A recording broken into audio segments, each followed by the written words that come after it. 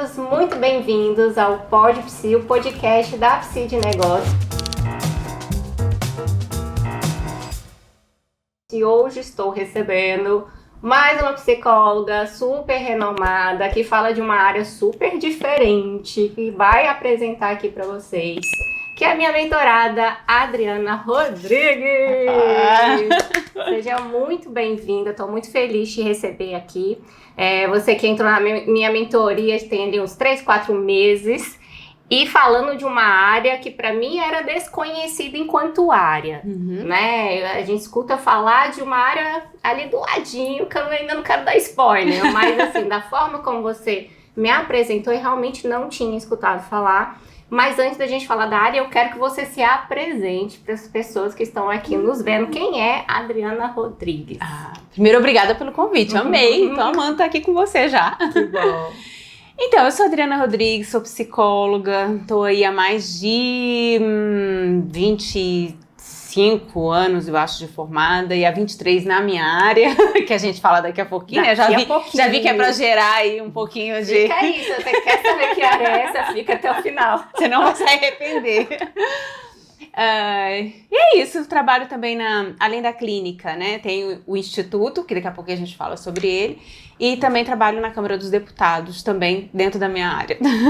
Então, antes da gente falar da área em si, vamos falar de uma questão que eu recebo muito nas mentorias também, que são profissionais que têm múltiplas funções, né? Múltiplos olhares profissionais, e você é uma profissional que está ali trabalhando na Câmara, tem o Instituto, tem a psicologia clínica, e eu sei que não é uma coisa simples administrar tudo isso. Então vamos começar por esse ponto. Como é que olhar para a sua carreira, começar a construir de fato negócios na sua carreira, na sua profissão em si, que é a psicologia, e continuar também com o seu trabalho, no concurso público? Como é que é para você isso?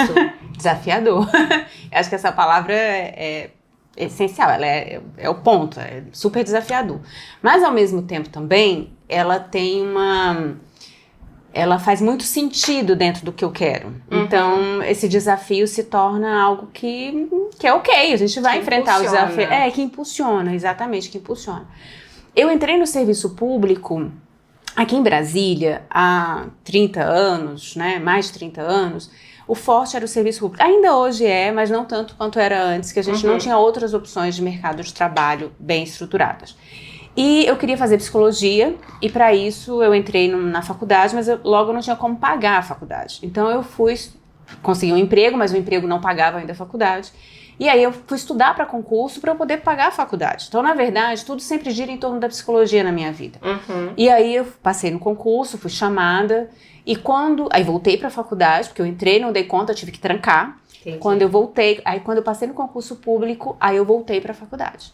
Quando eu terminei a faculdade, no serviço público, eu pedi, olha, agora tem como eu ser direcionada para uma área que pelo menos conversa com a psicologia? E aí eu fui direcionada para essa área, que na época trabalhava apenas com dependência química, mas que depois ela também abarcou outros projetos. E aí um desses projetos eu realmente despertou ali muito meu interesse, e foi onde eu comecei a tocar, dentro primeiro da Câmara.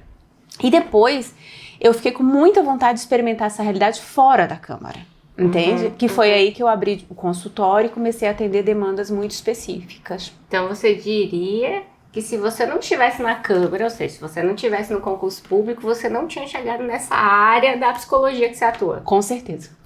E olha como isso é importante, né? Porque uma das coisas que eu sempre falo quando as pessoas chegam aqui com outras bagagens, e aí muitas vezes elas sentam na minha frente e falam, eu quero fazer transição. Não é o seu caso, você tá lá e vai continuar lá. Mas eu quero fazer transição, quero começar do zero. E eu sempre falo, nada é do zero. Isso. Né? E quando a gente consegue olhar para nossa história e reconhecer aonde eu estava e por que eu estava lá, que eu cheguei nisso daqui, fazer isso daqui se transformar numa missão, num propósito, isso significa que a gente está construindo algo muito maior do que só a carreira, que só a profissão, não é? Exatamente. Isso para mim é muito claro. Às vezes as pessoas falam assim, você entrou no serviço público porque psicologia não dá dinheiro. Eu falei, não, foi o inverso. Eu entrei no serviço público para poder fazer psicologia, graças a Deus. E aí, dentro do serviço público, da Câmara dos Deputados, eu descobri uma área que foi por necessidade, né? Eu fui buscar essa área e daí uma paixão nasceu, entende? E uma missão também nasceu. E é exatamente a missão que eu imagino, porque eu sou muito dessa também, que faz você ficar nessa correria de clínica, câmera e instituto. Exatamente. Né? Porque quando a gente tem uma missão, por mais cansaço que exista, a gente precisa todos os dias fazer mais um pouquinho ali pra alcançar aquilo ali. E você mesmo já me ouviu, né? Algumas vezes bate um cansaço, algumas vezes a gente fala assim, pra que eu tô fazendo isso? Eu não precisava estar correndo tanto, ou eu não precisava me dedicar tanto, eu poderia fazer um pouquinho diferente, eu podia ter uma vida muito mais tranquila, mas por que eu me meto nesse lugar? E olha, isso já foi matéria e tema de terapia muitas vezes, para poder discriminar o que era mesmo parte de uma missão, ou o que era, às vezes, até mesmo um certo desvio, uma certa fuga de alguma realidade. Tudo isso eu já fui olhando, sabe? E quanto mais eu mexo nisso, mais fica claro que é uma missão, que faz parte de um desejo gigante que ultrapassa algumas questões aí, que às vezes a gente pode falar assim, não, ela tá com uma disfunção, isso sim, né? Não, acho que não. E essa missão, a gente vai falar sobre ela. Yes! Vamos chegar, então, nessa área, que, como eu te disse, né? Eu já tinha ouvido falar sobre psicologia financeira, né? E até pelas questões de marketing, comportamento do consumidor, a gente fala sobre a importância de olhar para isso, como se comportam as pessoas frente à questão de compra, né? Mas a sua área não é a psicologia financeira. Então, conta pra gente qual que é a sua área. Psicologia do dinheiro. Psicologia do dinheiro. Eu não sei vocês. Coloca aqui nos comentários se você já escutou falar sobre psicologia do dinheiro. Explica pro pessoal aqui o que é de fato e qual que é a diferença também com a psicologia financeira. Isso. A psicologia do dinheiro, ela é uma área nova. Não é uma área antiga, é uma área nova realmente, por isso que você também não tinha ouvido. E não é só no Brasil, ela é uma área nova no mundo também. E o interesse da psicologia do dinheiro é justamente estudar o significado psicológico do dinheiro, as atitudes, crenças e comportamentos que a gente tem em relação ao dinheiro, como que o dinheiro afeta ou impacta os relacionamentos e também como os relacionamentos impactam na forma como a gente vai lidar com o dinheiro. Esse é o grande escopo de estudo da psicologia do dinheiro. A psicologia financeira e a psicologia do dinheiro, porque são termos muito novos, e você também vai ouvir falar de psicologia econômica, economia comportamental, ciências comportamentais, entende? Economia comportamental, e você vai ouvir também finanças comportamentais. Todas elas falam de coisas muito parecidas, com pequenas nuances de diferença. Como são tudo áreas muito novas, todas são áreas muito novas, eu acredito que com o passar do tempo a gente vai encontrar uma nomenclatura que talvez a gente converse mais, sabe? E a gente não precisa aí ficar definindo às vezes qual a diferença de psicologia do dinheiro para financeira. Tem uma diferença? Tem. Hoje, como é que eu concebo essa diferença? A psicologia financeira, ela é muito mais focada especificamente na gestão financeira. Então ela vai falar, por exemplo, como você mesmo disse, um comportamento de um investidor, entende? Como que por que você se comporta de tal forma na hora que você vai fazer essa gestão, como que você deve agir pensando em comportamento e tal. A psicologia do dinheiro, ela tá mais interessada, ela vai um pouquinho, eu digo, além. Porque a gente não está interessado apenas na forma como você está fazendo a gestão financeira. Nós estamos interessados sobre como o dinheiro em si afeta as suas relações, o seu comportamento e a sua forma, a sua psique. Né? Então a gente faz um pouco essa distinção. Vai agregar a psicologia financeira dentro da do dinheiro? Vai. Porque na hora que a gente vai falar sobre, por exemplo, algum aspecto da gestão financeira, nós vamos entrar com a psicologia financeira, entende? Então é um pouquinho mais ampla a psicologia do dinheiro e abarca a psicologia financeira. Muito interessante. Só que quando você conhece a psicologia do dinheiro, a psicologia financeira flui muito melhor. Sim, uma coisa está ligada à outra. Exato. Né? E esse olhar para como a questão do dinheiro em si, né? E essa construção que também é social, é histórica também, interfere nos demais comportamentos. Mas me conta lá da Câmara, como é que foi que chegou na área em si e decidiu criar o Instituto e fala sobre o Instituto? Tá, legal. Então, bora lá. Quando eu terminei a faculdade e fui para esse outro setor, um dos programas que a Câmara dos Deputados pediu pra gente implementar era de educação financeira. Porque a gente tinha um cenário, porque isso aqui é um outro ponto que precisa ficar muito importante, muito, muito claro, na verdade. A forma como a gente lida com o dinheiro independe da renda, entende? É claro que a renda afeta, mas independente de quanto você ganha, você pode ganhar 100 mil por mês ou um salário mínimo por mês, a forma como você vai gerir esse dinheiro pode ser inclusive a mesma, entende? Então nós temos, e aí a gente pode entrar um pouquinho mais nesse sentido, porque é onde vai tocar na clínica. Sim. Então, quando a gente começou a atender nós então fizemos um programa de educação financeira, na época, inclusive com o apoio e o suporte do Laboratório de Psicologia do Trabalho da UNB. Fizemos uma pesquisa e tudo, e aí a gente começou a atuar. Quando a gente começou a atender esses servidores, eu comecei atendendo numa espécie de orientação mais financeira, lógico, como eu era psicóloga, também olhando para os aspectos comportamentais. Só que o que a gente foi vendo? Eu tinha ali pessoas muito inteligentes, extremamente capazes, tinham passado um concurso público muito difícil, só que elas não estavam conseguindo fazer as mudanças que elas queriam fazer. Elas olhavam, sabiam que tinha um problema, que elas deveriam gastar menos do que elas estavam ganhando, que elas deveriam colocar limites, que elas deveriam ter reserva, mas elas não conseguiam fazer essa mudança. Algumas estavam endividadas e ainda assim, apesar de entender tudo, não conseguiam fazer essas mudanças. Daí eu fui estudar mais ainda a questão do comportamento, da psicologia relacionada a isso. E aí eu descobri, primeiro, a psicologia econômica, com a professora Vera Rita, que é um grande nome que nós temos no Brasil, inclusive internacional também, um nome forte fora do Brasil. E a professora Vera Rita explica a psicologia econômica. E a psicologia econômica é uma linha de pesquisa. Ela não traz a aplicação para a clínica, entende? E ela trabalha muito com políticas públicas também. E aí eu falei, tá, adorei saber, conheci, gostei, mas como é que eu trago isso pra dentro do consultório? E aí eu fui olhando, não tinha isso, não tinha ninguém que falava como que a gente aplica isso no consultório. E aí eu comecei a estudar mais sobre essa temática, eu fui descobrindo alguns outros autores que estavam também reunindo, inclusive o próprio Furman, que é o que a gente considera como o pai da psicologia do dinheiro, ele reuniu várias teorias que falavam sobre dinheiro dentro da psicologia. A psicologia do dinheiro conversa com várias áreas, como a antropologia, sociologia, filosofia, economia. Não dá para falar de dinheiro se a gente não olha pra fora. Exatamente. E aí o Furman, ele reuniu toda essa teoria, né, criando ali uma forma da gente olhar para isso de uma forma mais consistente, mais organizada e tal. Então, inclusive, tem o livro A Psicologia do Dinheiro, né, do Furman, do Adrian Furman. E a partir disso, eu fui lendo, mas ele também não traz a aplicação na clínica. Entende? Não tinha essa aplicação tão clara assim. E aí eu comecei, então, pegando as minhas abordagens, aquilo que eu sabia da terapia, estudando mais ainda sobre questões de terapia, aliança terapêutica, vínculo, enfim, e fui aplicando tudo isso dentro da terapia. Fui falando assim, bem, eu quero treinar aqui, eu quero ver isso aqui acontecer. Só que, dentro da câmara, eu não podia fazer terapia. Naquela época eu não podia fazer terapia, porque eu estava dentro de uma área de recursos humanos. E eu falei, bem, então eu preciso ver isso fora da Câmara. E aí eu abri o consultório e falei, só vou atender demandas relacionadas a dinheiro. E daí foi o primeiro desafio, né? Porque nem as pessoas sabiam muito bem o que era aquilo.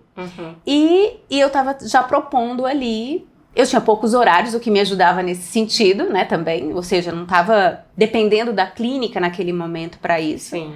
E aí começaram a chegar algumas pessoas, e essas pessoas começaram a indicar outras pessoas, porque a mudança que a gente consegue fazer na clínica, pelo viés do dinheiro, é extremamente profunda. As pessoas geralmente chegam e falam assim, Adriana, tá bom, então a psicologia do dinheiro, qual é o passo a passo? É uma terapia breve? É focada aqui nessa parte? Não, não é. Pelo contrário, eu até hoje não consegui estabelecer um protocolo, digamos assim, um passo a passo de uma terapia breve para psicologia do dinheiro na clínica. Não consigo. Já tentei, acredito que tenha forma sim, que possa ser feito, mas não dentro da proposta que eu faço, entende? Entendo. Então, quando o cliente chega hoje lá na clínica e fala, Adriana, eu tô com uma dificuldade, eu tô brigando com a minha esposa, ou eu estou endividada, ou eu gasto mais do que eu deveria gastar, eu não entendo por que eu não consigo ultrapassar o meu teto, é como se eu tivesse um teto de renda, então eu bato em 5 mil, eu bato em 10 mil, eu bato em 15 mil, eu sei que eu tenho potencial para aumentar essa renda, mas eu não consigo aumentar essa renda. Adriana, olha, eu tô indo bem, daqui a pouco quando eu vejo desorganizou tudo de novo, eu vivo um ciclo constante em relação a isso, eu não sei o que tá acontecendo. Então a gente vai olhar. E aí nasce uma uma coisa que eu sou fascinada, porque como o dinheiro ele tem um significado psicológico, uma função, ele alimenta de alguma forma todo esse sistema. Quando a gente toca no tema dinheiro, em qualquer uma dessas realidades que eu falei aqui, tem muitas outras, nós temos mais de 11 disfunções financeiras, por exemplo. Quando a gente toca nesse ponto, o dinheiro está associado a muitas outras temáticas. Porque ao longo da nossa vida, ele foi sendo associado a essas temáticas. Então, se na minha infância havia brigas em casa em torno do dinheiro, ansiedade, ou não se falava sobre dinheiro era um segredo, era um não dito dentro da casa, mas o dinheiro faz parte da vida. Sim. Desde a hora que a gente nasce até a hora que a gente morre. Eu até brinco com as minhas alunas, eu falo antes da gente nascer e depois da gente morrer. Porque, vamos combinar, o velório é um bicho caro, né? E depois tem todo o inventário, sabe? Então, o dinheiro está presente ali. Você morreu, mas ainda está ali em torno do dinheiro que você gerou ou da forma como você administrou, que às vezes você deixou uma dívida também. E antes de nascer, não só na barriga da sua mãe, mas também você é impactado por questões transgeracionais, né? Então, que seus avós, por exemplo, se o seu avô faliu, às vezes essa falência do seu avô te impacta, né? Porque a família aprendeu algo a respeito de dinheiro com aquela falência. Então, seja a crença, seja a sensação corporal, que a gente trabalha muito a questão do corpo também, vai chegar até você. Entende? Então, a gente é influenciado tanto por um aspecto cultural, social, macro, mas também por um aspecto, e essa família tá, lógico, né, mergulhada dentro desses aspectos sociais e culturais, né? Sim, sim. Então, a gente chega até a gente, entende? Então, quando a gente vai tocar naquele tema dinheiro com a pessoa, o que a gente está tocando são nessas questões.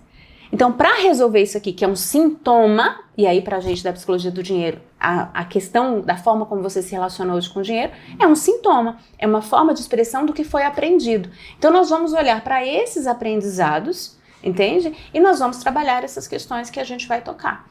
Então, às vezes, a gente vai fazer mergulhos aí, né? É profundo, é bem complexo, né? São dores, é aquilo que você traz. O dinheiro é o sintoma de algo que é muito complexo. Por isso, a dificuldade de encontrar dentro do atendimento clínico um protocolo. Exatamente. Né? Exatamente. Porque são 11, né? 11 áreas ali que vocês trabalham e é muito mais complexo a gente conseguir criar passo a passo quando a gente tem uma variedade, né, de possibilidades. Eu criei uma forma, porque essa era uma dor para as alunas, né? Como é que pega o que está na sua cabeça, Adriana, e agora eu consigo aplicar isso? Porque muito é fruto do que eu fui testando, do que eu fui aprendendo, do que eu vi que dava certo, que não dava certo, de como abordar. Porque é um tema espinhoso para muitas pessoas, é envolvido de muito tabu. Então, a pessoa tem muita vergonha, inclusive na terapia, no set terapêutico, de falar sobre dinheiro com o terapeuta. Né? A gente vê, e eu não ouvi isso nenhuma, nem duas, nem três vezes, foi muitas vezes, a pessoa fala assim, olha, Adriana, eu faço terapia há anos, já passei por muitas terapeutas e eu nunca tive coragem de falar sobre isso. E eu sempre soube que esse era um tema muito importante na minha vida. Então, tem uma parte da pessoa que tem a dificuldade de falar, por conta do que a gente sabe que representa dinheiro hoje na nossa sociedade, e tem uma parte da psicóloga que também, imersa nessa cultura e também nas próprias relações dela com o dinheiro, muitas vezes ela também não dá abertura para o cliente falar sobre dinheiro. Então, quando o dinheiro vem para a terapia, a psicóloga às vezes vai para outros lugares. Às vezes de uma forma muito superficial, às vezes só entrega uma planilha, fala um pouquinho sobre como é que você faz uma gestão financeira. Não que ela não possa fazer isso, mas isso não toca na dinâmica do cliente em torno do dinheiro. E foi por isso que você criou o Instituto? Yes! Fala sobre o Instituto, né? Qual que é a missão de vocês lá? O Instituto, ele nasce justamente para isso. Ele nasce para a gente poder falar mais claramente para as psicólogas e psicólogos sobre essa temática, principalmente dentro do set terapêutico. Só que quando a gente começou a trabalhar com essa proposta, levar para o setting terapêutico, para treinar os psicólogos, a gente, antes mesmo do Instituto nascer, a gente tocou num ponto. As psicólogas lidam muito mal com dinheiro. Muito mal com dinheiro. Muito mal com dinheiro. A gente tem uma cultura dentro da psicologia, primeiro, de não se falar sobre dinheiro. A gente não pergunta uma para outra quanto a gente cobra. A gente não pergunta uma para outra sobre como que administra a clínica. Então fica todo mundo sozinho, tentando tatear, se sentindo sozinho. A gente já é meio só, né? Todo mundo já se sente meio só. E com o dinheiro, atiçando às vezes, que a gente sabe que o dinheiro dispara um pouquinho a competição, esse fica um tema ainda que nem se fala dentro da psicologia. A gente passa 5 anos na faculdade, faz mais 2, 3, 4 de pós, faz MBA e ninguém fala de dinheiro, sabe? Ninguém fala, a gente tem vergonha de perguntar pro colega do lado quanto que ele cobra, sabe? E depois a gente acha que se a gente cobrar mais caro, e tem tantas questões relacionadas à precificação, sabe? E as psicólogas, geralmente, o que acontece? Às vezes elas usam a psicologia como hobby, às vezes elas usam a psicologia, estão ali trabalhando, estão ali, né? Mas se tornam dependentes financeiras de um outro adulto, porque a psicologia não gera o dinheiro que poderia gerar. Então a gente viu que tinha uma série de problemas, entende? Uma série. Eu já vi psicóloga cobrando, e eu conto sempre essa história porque ela me marcou muito. Uma psicóloga trabalhou o sábado, 7 horas no sábado, e o que ela recebeu no sábado, trabalhando naquele sábado, era muito menos do que uma diarista recebe. Entende? Então, assim, não tá certo, gente. Não tá certo. Tem algo de errado aí. Tem algo de muito errado nisso. Então, elas começaram a falar, Adriana, eu preciso disso pra mim. E aí, a gente começou, então, a conversar mais sobre isso também. Então, a gente viu que a gente também precisava olhar para esse lado da psicóloga, sabe? Como é que a gente lida com o dinheiro, como é que o dinheiro está representado, quais são as suas histórias com o dinheiro. Enfim, a gente entra em várias temáticas aqui. Então, nasce o Instituto para a gente fazer essas duas coisas. Tanto a psicóloga poder olhar para a própria relação dela com o dinheiro, daí nós temos um programa que chama Programa Autodescoberta Financeira, que é justamente esse, é um olhar de reencontro conosco. Sabe? É um olhar de reencontro com a nossa própria existência. Não é? A parte financeira, ela vai refletir, ela deve refletir os nossos valores, a nossa forma de estar no mundo, sabe? Tem que ter objetivo, tem que ter coerência. A gente vai refazer e repensar crenças, a gente vai repensar relações, né? Inclusive com os nossos pais, com o que a gente aprendeu com eles, as nossas dores relacionadas a isso, para que a gente possa ficar mais livre para ser a Adriana, a Bianca, que é agora, né? Então a gente tem essa parte desse olhar e temos a outra parte que é como é que então a gente trabalha com os nossos clientes, que aí é o aprimoramento profissional. Como é que eu trabalho com o meu cliente no set terapêutico? Porque cada vez mais o dinheiro está batendo na porta, as pessoas estão sofrendo, nós temos um nível de adoecimento mental em torno da temática do dinheiro que é surreal. Ansiedade, depressão é muito frequente relacionada a dinheiro. Né? Nós já temos 80% da população brasileira endividada e o número de inadimplentes está aumentando.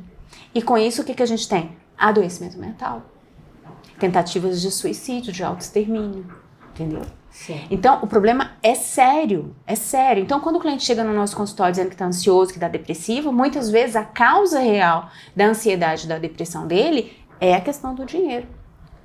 Sim. E não dá pra gente dizer, é dinheiro, só procura um planejador. Ainda que seja muito importante procurar um planejador financeiro, uma planejadora financeira.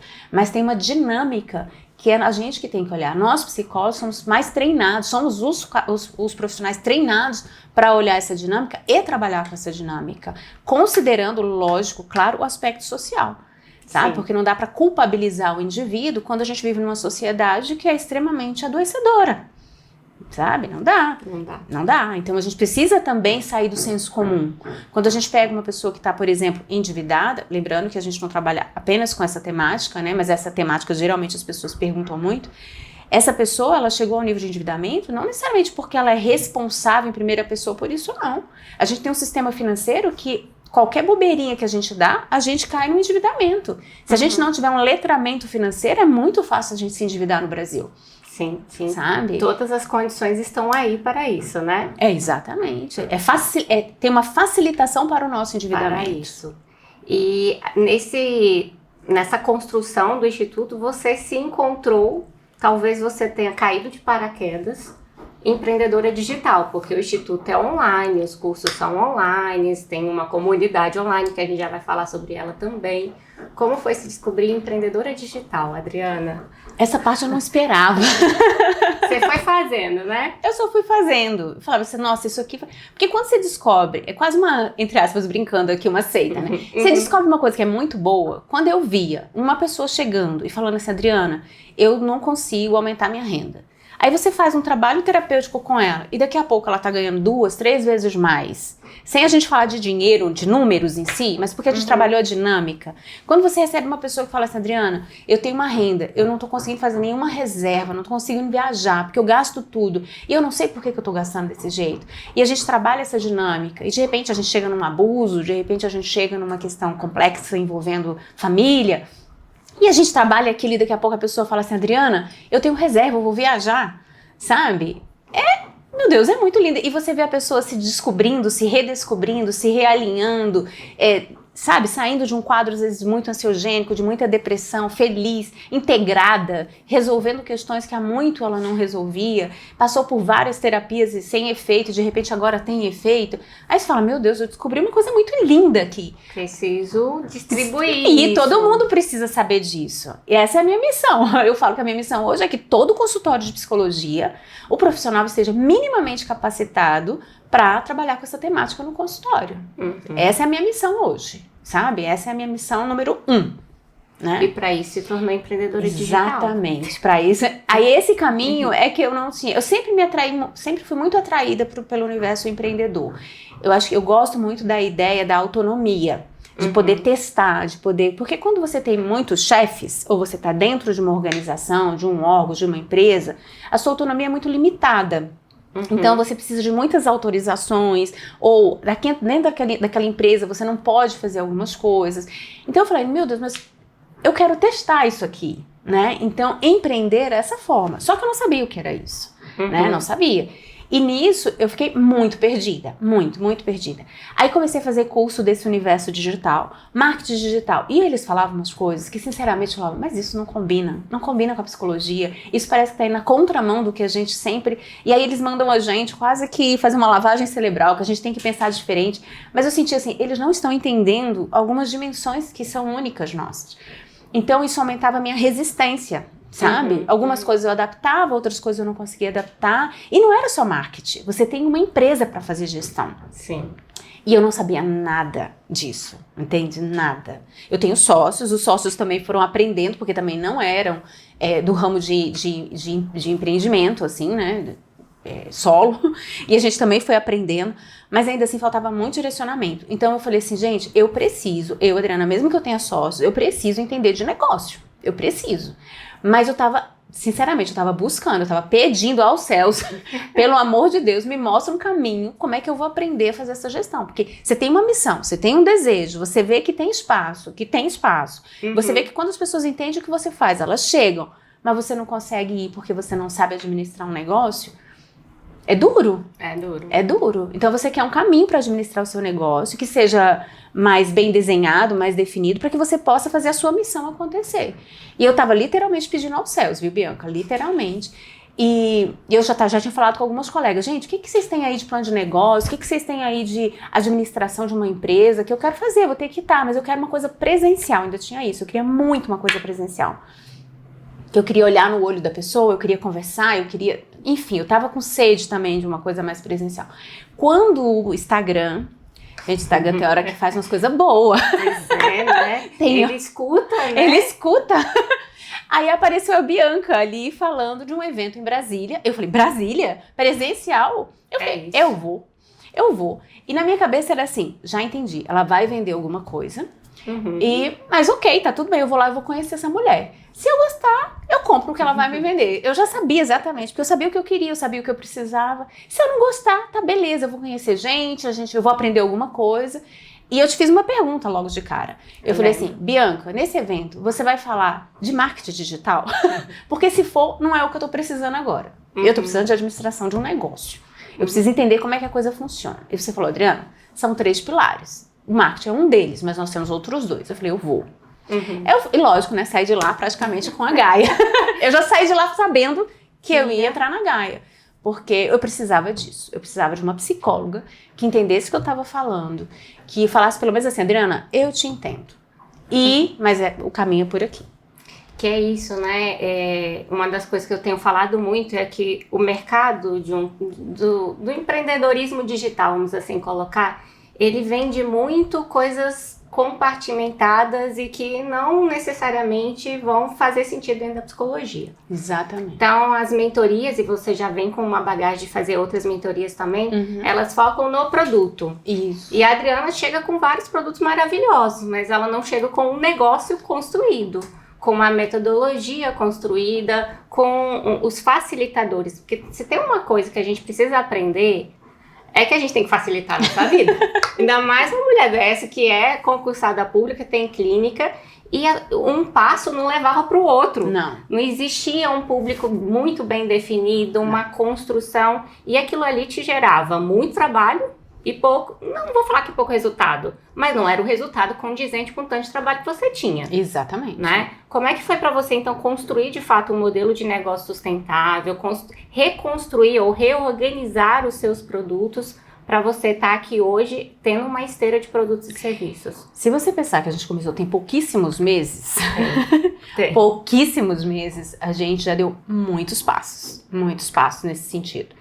Primeiro porque quando a gente abriu a boca e começou a falar no Instagram sobre o que a gente fazia, a gente atraiu os olhares de muita gente. Então a gente tinha um público leigo que estava sedento, que está sedento por esse conhecimento, porque esse público está cansado de toda hora receber dicas de orientação e orientações financeiras que não combinam com eles, que não faz sentido para eles, que eles não conseguem implementar, e entender que tem uma questão psíquica muitas vezes, não só comportamental, mas psíquica relacionada àquilo, faz com que eles, entendi, agora eu sei o que eu tenho que trabalhar. Então a gente atrai esse público. A gente atrai o público de planejadores financeiros, porque estão atendendo pessoas com essa temática, mas que também essas pessoas não conseguem, a mesma dor que eu tinha ali na Câmara, eles têm.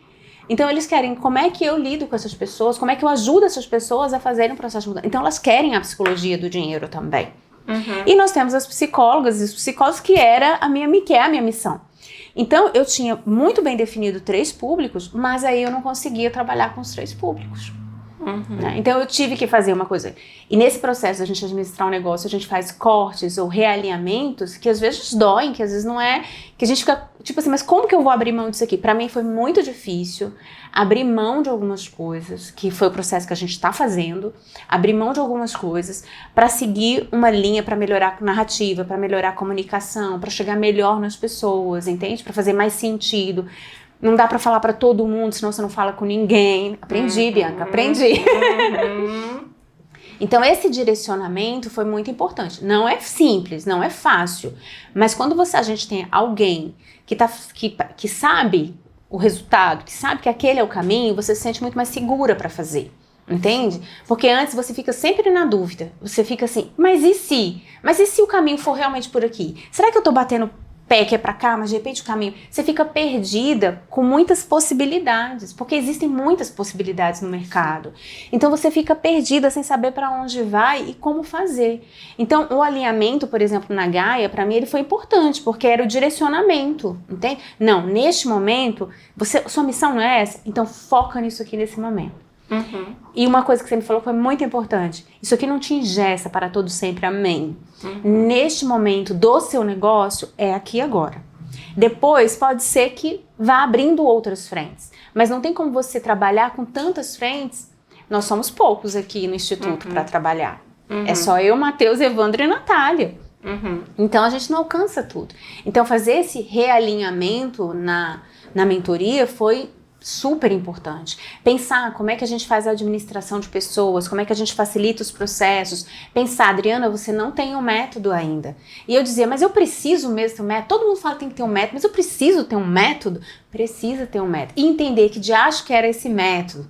Se não era só mais uma linguagem de marketing, que não era mais uma coisinha para eu vender um produto, sabe? Só para uma narrativa, mas entender a função daquilo, entender a função dos facilitadores, que o cliente ele precisa ter, sabe? Qual é o momento que a gente está. Então, tudo isso dentro de uma linguagem que fazia sentido para mim, sabendo que você estava entendendo o que eu estava falando, me conectou muito mais facilmente a essas questões, sabe? Sim.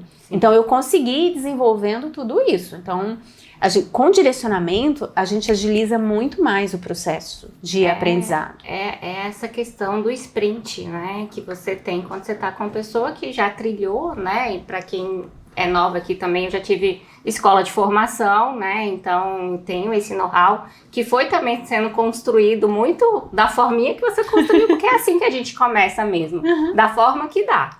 Mas depois a gente vai entendendo a importância de reorganizar. E hoje você construiu, né? Eu quero trazer essa bagagem para cá, um produto novo, que é um produto de entrada do Instituto, Isso. né? Que é uma porta de entrada para todo mundo que quer saber mais sobre a psicologia do dinheiro. Explica um pouco como que funciona a comunidade que você acabou de lançar, que inclusive bateu a meta, já está com as membros fundadoras, já, né? Nossa, eu tô muito feliz com essa comunidade. Era um desejo, mas a gente não sabia direito como organizar essa comunidade. A gente tinha muitas ideias, porque nós somos muito criativos, a gente tem muitas ideias, mas em que momento colocar cada ideia? Como organizar? Às vezes eu parava e travava, e isso era uma coisa, inclusive, que os meus sócios reclamavam de mim. Porque se eu não ficar confortável num lugar, se eu não estiver convencida que aquele é o lugar ou o momento, eu simplesmente não faço, eu travo. Eu entro num viés que a gente chama de status quo. Não faço nada, eu empaco. Então, agora não, com a mentoria, eu olho e falo, tá, eu levo uns puxões de orelha, claro, né?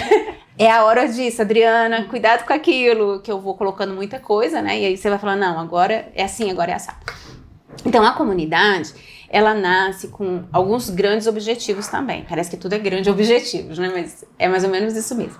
Ela nasce com um objetivo muito bacana, que é a gente poder, as pessoas, porque muita gente quer entrar nos nossos treinamentos, mas às vezes por uma questão financeira ainda não pode entrar, precisa de um tempo para se organizar para poder entrar. Às vezes não é o momento, a pessoa está num momento de vida muito tumultuado, com outras questões, não é o momento de entrar. E aí essa pessoa fazia o quê?